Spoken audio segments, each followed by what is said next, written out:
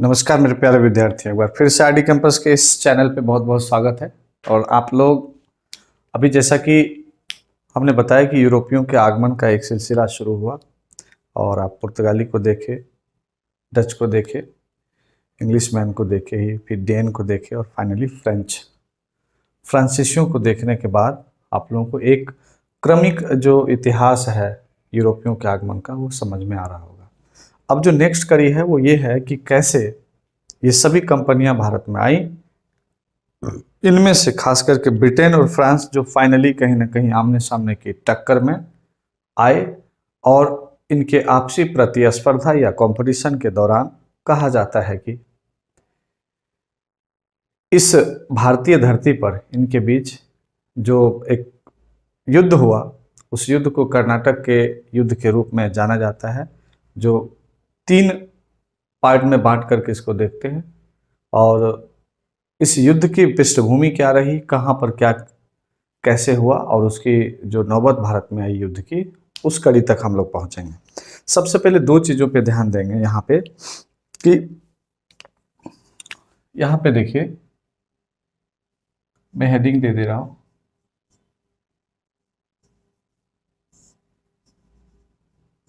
कर्नाटक का युद्ध। इसमें फर्स्ट सेकंड थर्ड पे हम लोग चर्चा चलाएंगे। सबसे पहले कंडीशन देखिए, इसका बैकग्राउंड जो बन रहा था, पृष्ठभूमि, वो क्या था। एक जगह है यूएसए, जिसको उत्तरी अमेरिका कॉन्टिनेंट के एक महत्वपूर्ण देश के रूप में आज हम जानते हैं, अमेरिका के रूप में आप समझो इसको।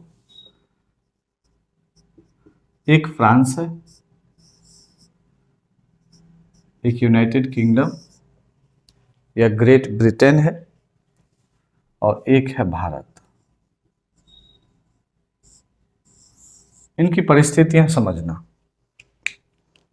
कहा जाता है कि यूएसए में आपको पता ही कि यूरोप के लगभग कंट्री धीरे धीरे वहाँ पे जब नई दुनिया के रूप में खोज हुई कोलंबस के द्वारा, उसके धीरे धीरे वहाँ पर जाना शुरू हुआ। तो आप यहाँ अभी हम दोनों की बात कर रहे हैं तो आप ये ले रहा कि यहाँ यूके भी अपना वर्चस्व जमाना चाहता है और ये फ्रांस भी अपना वर्चस्व जमाना चाहता है। तो फ्रांस और यूके के आपसी मतभेद या प्रतिस्पर्धा जब यहाँ पर उपनिवेश को लेकर के होगा,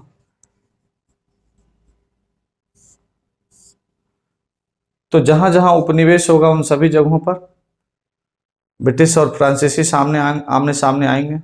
चलिए, एक उपनिवेशवाद की जो होड़ थी, उपनिवेशवाद की होड़, उस होड़ को लेकर के चलें कि उपनिवेशवाद किस तरह से इन दोनों को आमने सामने लाया।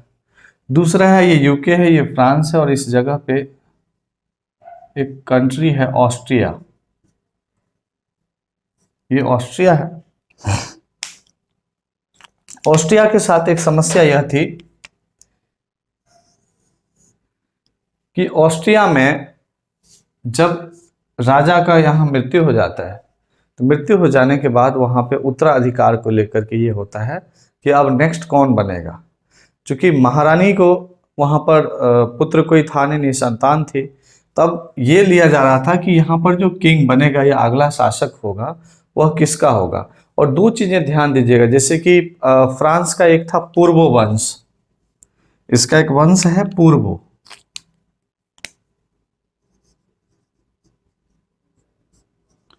ये चाह रहा था कि इसी वंश का यहाँ पे शासक हो तो हमें सपोर्ट करेगा। और ब्रिटेन का था हैटरस वंश,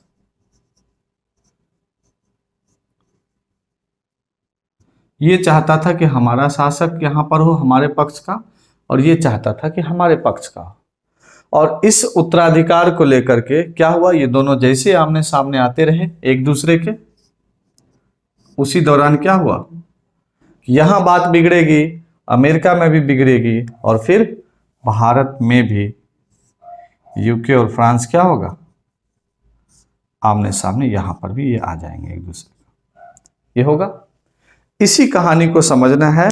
और अगर भारत में ये दोनों आमने सामने आएंगे तो इनको अधिकार कहाँ से आया आमने सामने होने का, तो ये कहाँ लड़ेंगे आमने सामने? हमारे दरवाजे के बाहर। यानी कि भारतीय किंग जो थे, तो भारतीय राजाओं के सामने अगर आकर के कोई आपस में प्रतिस्पर्धा या जिस वजह से भी अगर आपस में युद्ध या उस तरह की स्थिति होती है, तो इंडियन जो किंग थे उस समय के, तो भारतीय राजाओं को किसी न किसी के पक्ष में जाना ही होगा या दोनों को समझाना ही होगा। और ये भी हो सकता है कि दोनों में से जो इंडियन किंग को पटा ले या उनको अपने साथ ये कर ले कि भाई हम आपको बेनिफिट देंगे, ये गलत है, हम आपके लिए ज़्यादा सही रहेंगे। तो उस कंडीशन में भारतीय राजाओं का भी इन्वॉल्वमेंट होता है।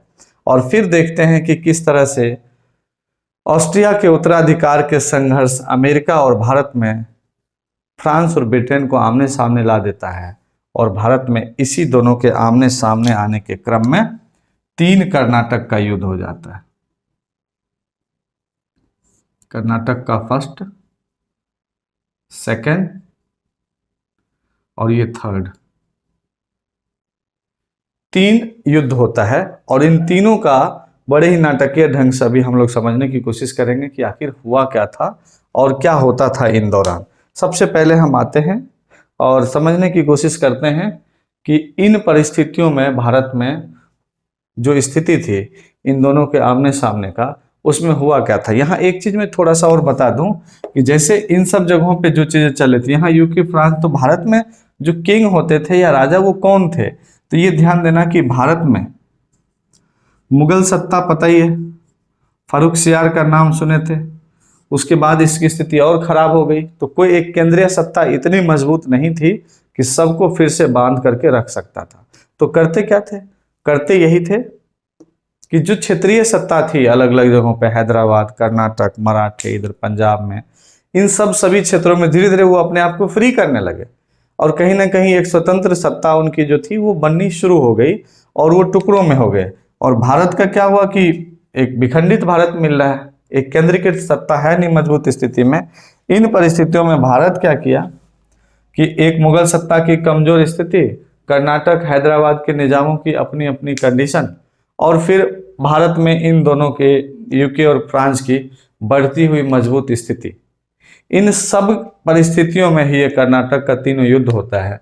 और कर्नाटक के बाद हम आएंगे कि किस तरह से मैसूर में भी हैदर अली, टीपू सुल्तान, इन सब का नाम सुने होंगे कि 4 बार अंग्रेज का हैदराबाद के इन मैसूर के क्षेत्र में युद्ध होता है यहाँ के शासकों से।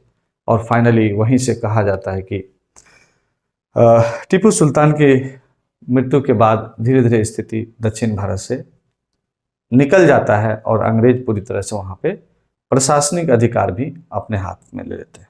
ठीक है, इसके बाद मैं इसको सेकेंड अलग पार्ट ही कर देता हूँ कर्नाटक का, मेरे ख्याल से ज़्यादा समझ में आएगी। तो इसको पहले ये कंडीशन समझ लिए। चलिए कर्नाटक का मैं पहला वार जो है आपको शॉर्ट में बता ही देता हूँ यहीं पे, फिर सेकेंड थर्ड पे हम लोग आएंगे।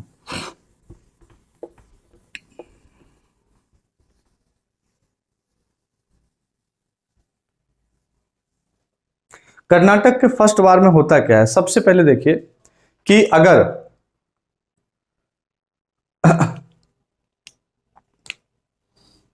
कर्नाटक का युद्ध है,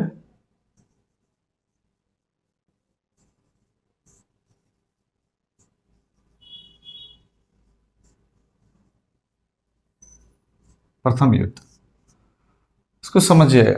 सबसे पहले है युद्ध की प्रारंभिक स्थिति वहां पे क्या बन रही थी। सबसे पहले देखिए, अंग्रेज जो एक बार्नेट ने कुछ फ्रांसीसी जलपोत को पकड़ लिया। अंग्रेज कौन है? बार्नेट, ये यूके लिख दिया करता है ना। इसने क्या किया? फ्रांसीसी जहाज को हो या जलपोत को हो, उसको पकड़ लिया, अपने कब्जे में ले लेता है। चलिए, एक बात हो गई। और फ्रांसिस गवर्नर डुप्ले ने क्या किया? तो फ्रांसीसी का जब ये जहाज पकड़ा तो इसका गवर्नर कौन था? गवर्नर था डुप्ले, काफी योग्य माना जाता है। डुप्ले ने क्या किया?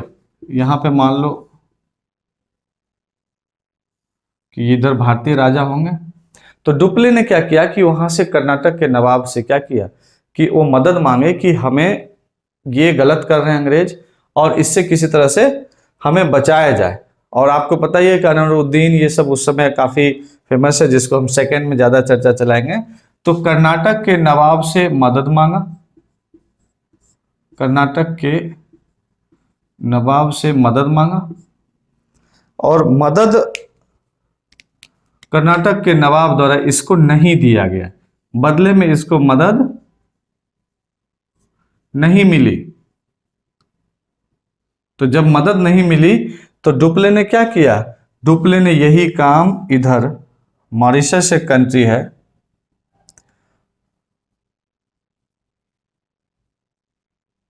डुप्ले ने क्या किया कि मॉरिशस में अपना इसका एक गवर्नर था जिससे इसने हेल्प मांग ली, उसका नाम था बोरडाने करके, या बोरगने कहो, अलग अलग स्पेलिंग होता है, तो उससे सहायता मांगी, है ना।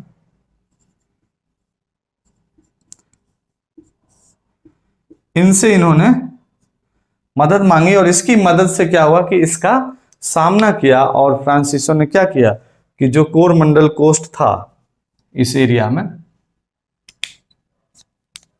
फाइनली इनकी मदद से फ्रांसीसियों ने कोरमंडल तट पे क्या किया, कब्जा कर लिया, जीत लिया, कब्जा कर लिया। अब क्या हुआ कि अब अंग्रेज की बारी थी। अब इस एरिया में आपको पता है मद्रास में सेंट जॉर्ज फोर्ट किसका था, अंग्रेजों का था। अब अंग्रेजों ने क्या किया कि कर्नाटक के नवाब से मदद मांग रहे, कौन, यूके वाले मदद मांग रहे, कि तो बहुत गलत कर रहा है। अब महाराज क्या करते हैं, अंग्रेजों की मदद के लिए ऐसे कहा जाता है कि मैदान में आते हैं, और अनवरुद्दीन और डुप्ले के जो सेनापति है पैराडाइज, इस चक्कर में अब क्या हो जाता है कि यहाँ का महाराज, किधर लेके आऊं, इधर ले आता हूं, यहाँ का महाराज अनवरुद्दीन और वर्सेज डुप्ले, और डुप्ले का जो सेनापति है वो कौन है, पैराडाइज, है ना।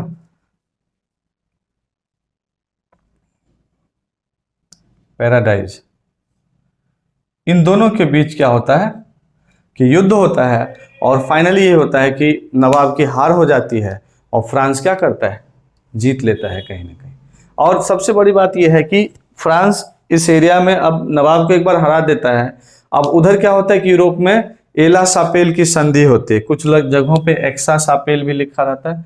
इधर इस घटना के बाद, आइए इस घटना के बाद दोबारा हम यूरोप आते हैं। यूरोप में कई जगहों पे एला सापेल लिखा हुआ है, कई जगहों पे आप देखेंगे तो एक्सापेल कुछ ऐसे करके लिखा हुआ है।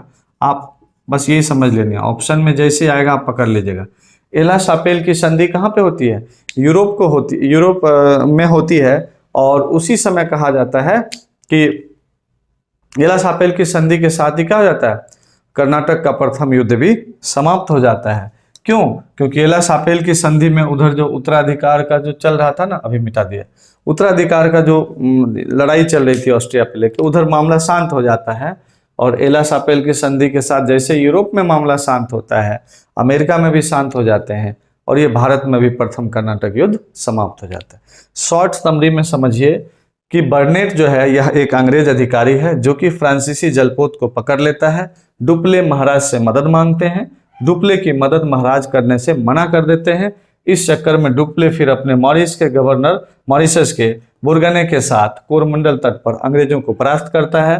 परास्त करने के बाद अंग्रेजों को लगता है कि अब हमारी हार होगी, तो वह नवाब को मदद के लिए बुलाते हैं। नवाब आकर के, अनवरुद्दीन नवाब है कर्नाटक के, डुप्ले के सेनापति पैराडाइज के साथ युद्ध करते हैं। अनवरुद्दीन की हार होती है और वहां सेनापति उस एरिया पे कब्जा कर लेता है। फाइनली ये होता है, इधर डुप्ले जीत तो जाता है, लेकिन उधर यूरोप में एला सापेल की संधि होते ही उस ट्रीटी के साथ ही वहां पे उत्तराधिकार का युद्ध समाप्त हो जाता है। भारत में भी कर्नाटक का पहला युद्ध उसी के साथ समाप्त हो जाता है। ये ध्यान रखना है शॉर्ट में, ठीक है। इसको समझिए, नेक्स्ट मैं सेकंड और थर्ड लेके आ रहा हूं। ओके।